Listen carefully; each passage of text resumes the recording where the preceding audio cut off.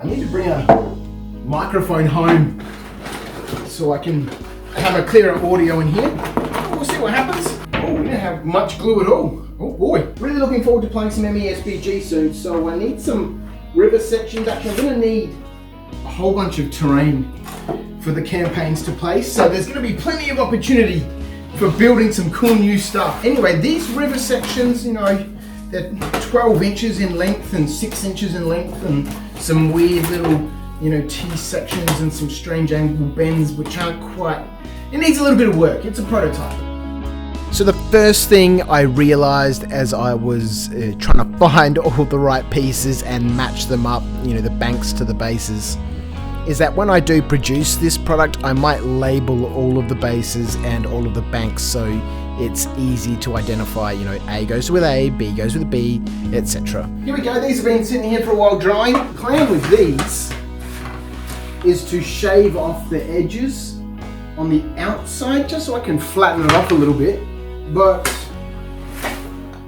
I might need to think about some way of connecting them together with magnets, or I don't know, some way to keep them together. Let's just do a quick layout here. Let's get this river off up this way. Put this into this corner. This is I can't believe I haven't done this before. You know, so many people have asked me for, you know, a river system. I'm really happy with how this set turned out. For the minimal amount of effort I put in, they look pretty good. But there are some problems with this prototype. I'll label all of the parts for sure. Trying to figure out which pieces matched and went together was a massive pain in the ass. Secondly, and more importantly, the pieces need to connect together. My daughter started playing with the pieces when she saw them on the table and started laying out a river. She got so excited she climbed up on the table and was moving things around. Alright, I guess the next thing is to, you know, trim off the edges here. And then she stopped, suddenly. I could see her, you know, constantly trying to keep all the pieces aligned as, you know, each time she'd add a new piece, she'd knock the previous ones, and I knew why she stopped, but I asked her. She said, the pieces just keep moving, Dad, it's annoying. Magnets or clips, I'm not sure, but it needs something. If I'm going to make it into a product, it might as well be good, right? Not just some bits of wood that you can butt up against each other. So I'll play with both systems and see what works, and then put it to the community. Do you want the extra cost for magnets, or will simple slots and stuff suffice? But I'll play with those. In the meantime, it's time to slap some paint onto these rivers. It's into this river ever so slightly. In fact, we might take off some of this bottom one as well. Let's get some paint on these river sections. So I'm going to do all the texturing and detail and stuff later on. So the texturing along the edge, the inside of the river banks, I'll be putting, you know, natural rocks and dirt and all that sort of stuff. So I can paint these now. Now I don't think we're going to need to worry about priming these, although I guess we could.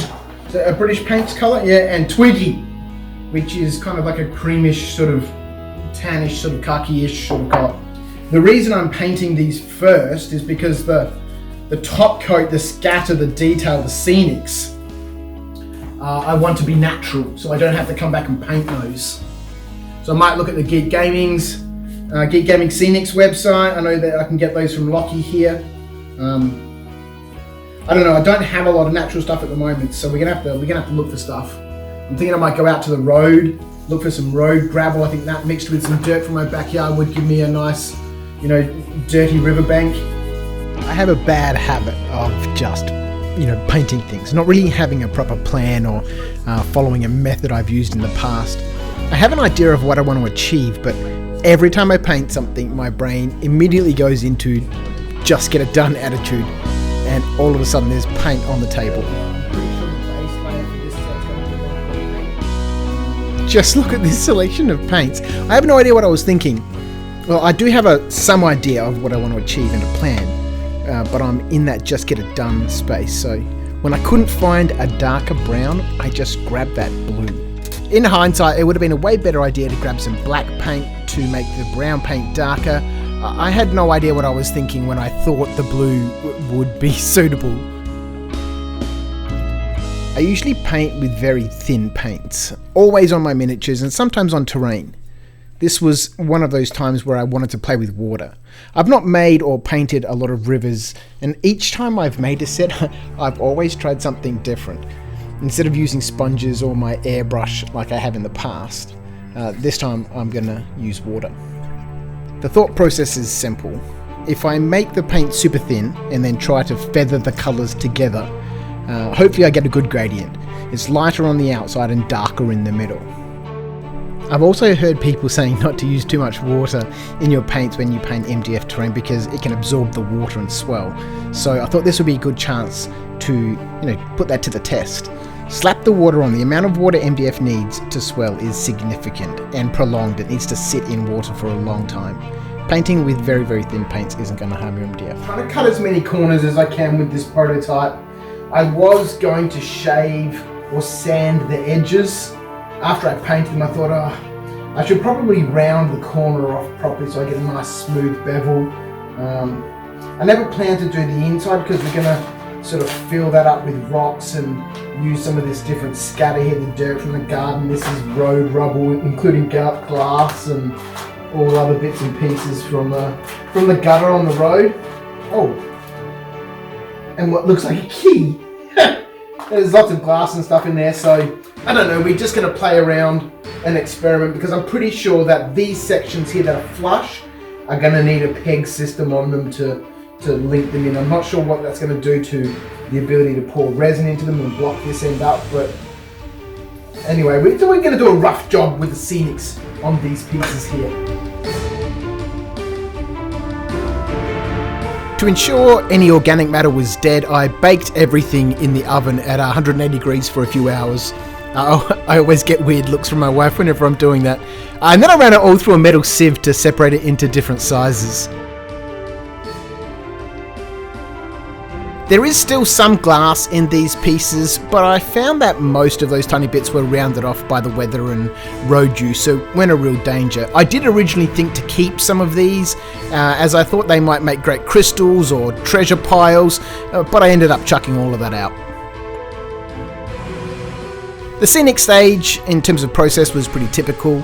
After applying a good layer of PVA on the inside of the riverbank and over the edges, I started with larger pieces and working my way up to the finer materials. There's nothing revolutionary or groundbreaking about this. On the top and outside of the bank, I used a mix of various sawdust flocks and some pure sifted dirt from my yard. Given this set won't be the final product, I'm pretty sure I've settled on magnets, but we'll look at that in a later video. I decided to skip a few steps, and because of that I have those nasty steps on the edges, and they're pretty noticeable. My plan with these was to simply add more flock during the sealing stage. After spraying the pieces with a 50-50 mix of water and isopropyl alcohol, I applied a good layer of my sealant. Honestly though, I've never really noticed any difference between using pure water or water and iso mix as your sealant breaker, but everyone else seems to recommend water and iso, so perhaps listen to them and maybe not me. The only reason why you might want to add the iso is that it evaporates faster than water because it's alcohol based, so you end up with less water in your sealant layer and more glue.